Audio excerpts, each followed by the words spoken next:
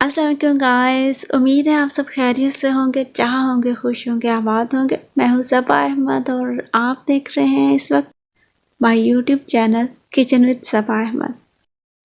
Macaroni pasta सभी बनाते हैं, लेकिन हर कोई अपने अंदाज में बनाता है। तो आज आप इस रेसिपी को मेरे अंदाज से बनाइएगा, तो उम्मीद करती हूँ कि आपको पसंद आएगी। बहुत ही सिंपल सी रेसिपी है, लेकिन खाने में बहुत मज़े की बनी थी।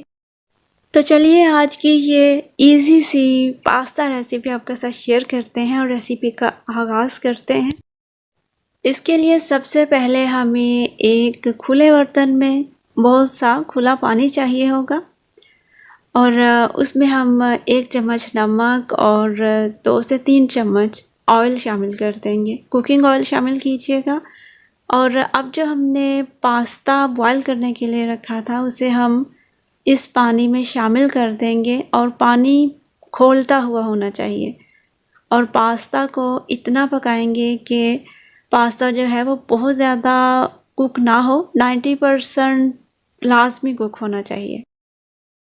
तो यहाँ पर हमने 3 से 4 टेबलस्पून ऑयल लिया और 1 चम्मच कुटा हुआ लहसुन शामिल करेंगे और इसे हल्का सा फ्राई करेंगे।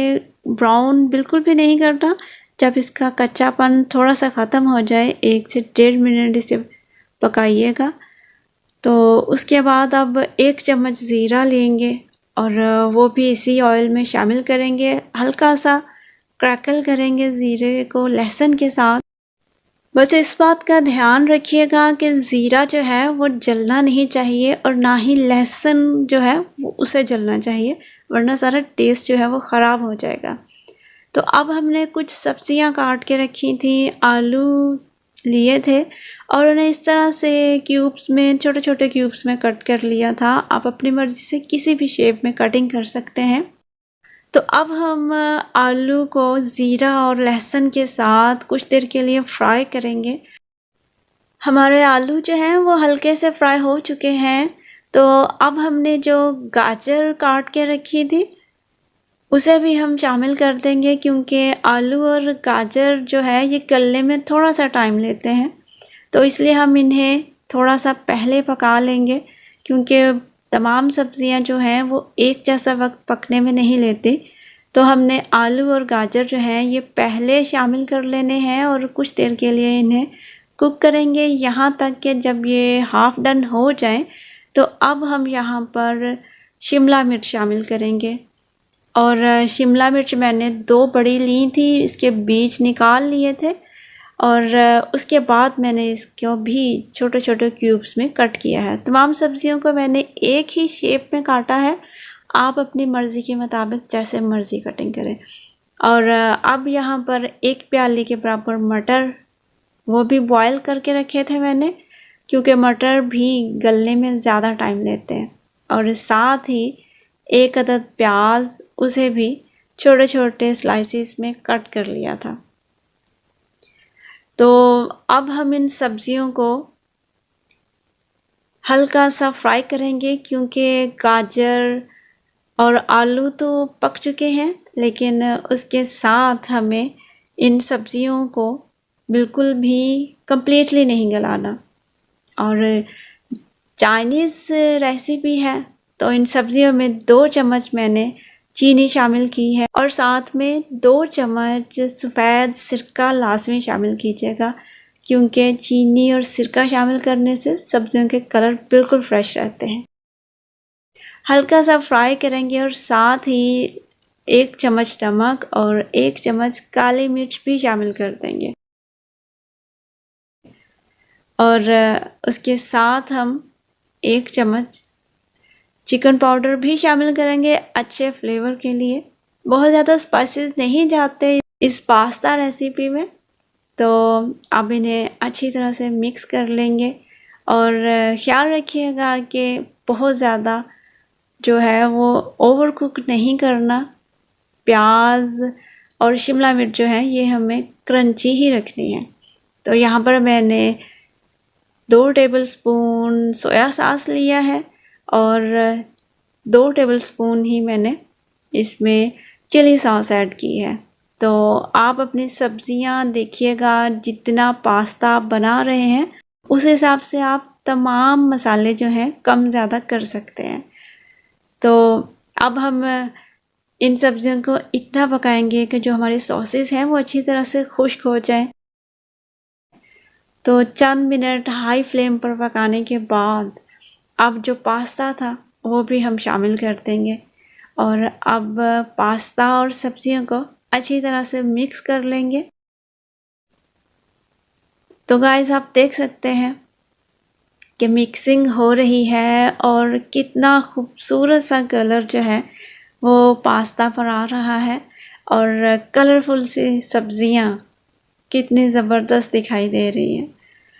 तो बहुत ही खूबसूरत सा नज़ारा है, आप भी इंजॉय करें। तो जी हमने मिक्सिंग कर ली है और यहाँ पर आप देख सकते हैं कि जो तमाम सब्जियां हैं वो पास्ता के साथ अच्छी तरह मिक्स हो चुकी हैं। तो अब हमने फ्लेम बंद कर देनी है। पास्ता ऑलरेडी पका हुआ है, सब्जियां भी कुकड है। तो फ्लेम ऑफ करने के बाद आप 3 चम्मच, 2 से 3 चम्मच, अगर मैं आपका पास्ता कम है तो आप 2 चम्मच टोमेटो केचप लीजिएगा और फ्लेम ऑफ करके इसे मिक्स कीजिएगा, क्योंकि केचप ऑलरेडी कुक्ड होता है, पहले से पका हुआ होता है, तो इसे बिल्कुल भी पकाने की ज़रूरत नहीं होती। तो जी हमने केचप को भी अच्छी तरह से मिक्स कर लिया है और बहुत ही खूबसूरत सी खुशबू आ रही थी और लुक तो ज़बरदस्त है ही। अगर आपको रेसिपी पसंद आए तो लाइक और शेयर ज़रूर कीजिएगा और कमेंट में ज़रूर बताइएगा कि आप सबको रेसिपी कैसी लगी। तो चलिए जब डिश आउट करने का टाइम है तो आप देख सकते हैं कि जो हमारा पास्ता है वो ज़बरदस्त सा तैयार हो गया और अब हम डिश आउट करके फिर आपको इसकी फ़ाइनल लुक भी चेक करवाते हैं। बल्कि आप साथ साथ देख रहे होंगे कि इसकी लुक माशाल्लाह बहुत ही खूबसूरत थी। देखने में शायद आपको मेरा कैमरा इसकी खूबसूरती उस तरह नहीं दिखा रहा होगा जैसा कि मुझे रियल में इसके कलर्स और इसकी खूबसूरती दिखाई दे रही थी, वो बस मैं ही देख सकती हूँ। बड़ा फिर भी मेरी कोशिश है कि आपको अच्छे से दिखा पाऊँ।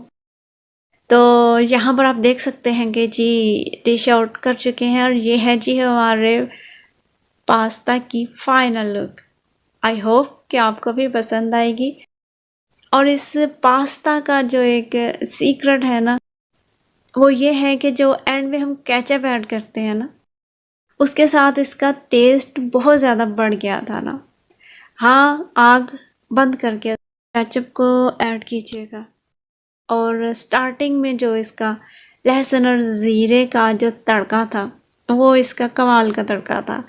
तो आई होप कि अगर आपने ये रेसिपी ट्राई नहीं की तो आप ये रेसिपी ज़रूर ट्राई कीजिएगा, आपको ज़रूर पसंद आएगी। तो गाइस जल्दी कीजिए और सब्जियां, पास्ता या मैक्रोनी जो भी आप बनाना चाहें ख़रीद के लाएं, बनाएं, खुद भी खाएं और अपने प्यारों को भी खिलाएं। तो इंशाल्लाह ताला नेक्स्ट टाइम किसी नई रेसिपी के साथ आपकी खिदमत में हाजिर होंगे। तब तक इजाज़त दीजिएगा, दुआ में याद रखिएगा। अल्लाह हाफिज़।